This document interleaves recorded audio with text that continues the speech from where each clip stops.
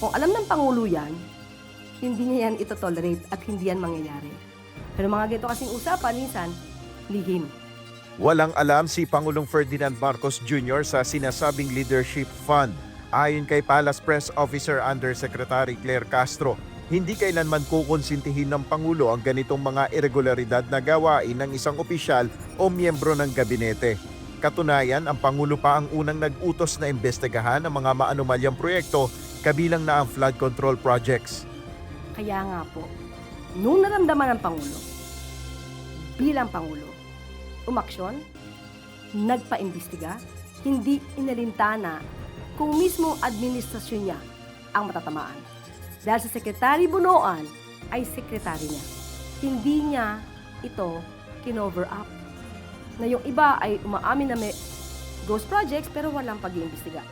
Base sa testimonya ni dating Public Works and Highway Secretary Manuel Bonoan sa Sandigan Bayan kahapon, kaugnay ng kasong malversation ni dating Senador Bong Revilla hinggil sa umano'y ghost flood control project sa Pandi, Bulacan, sinabi niya na bawat senador na may committee chairmanship ay tumatanggap umano ng tinatawag na DPWH Leadership Fund. Ito ay tinatayang nagkakahalaga ng 1 bilyong piso habang ang karaniwang alokasyon sa bawat senador ay 500 million pesos.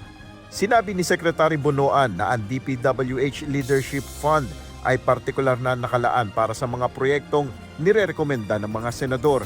Ayon naman sa Palace official, wala namang masama kung magkaroon ng proyekto ang mga opisyal.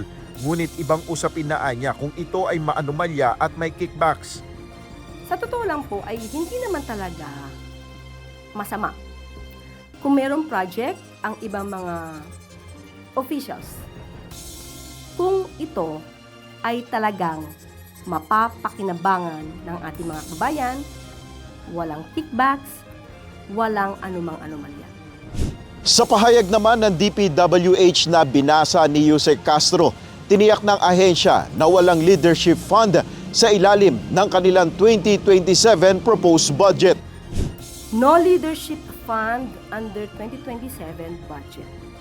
All projects proposed in the 2027 DPWH budget are based on needs of the local and regional governments. Nel Maribuhok, UNTV News and Rescue, Diyos ang aming sandigan, serbisyo publiko ang aming kinahalagahan.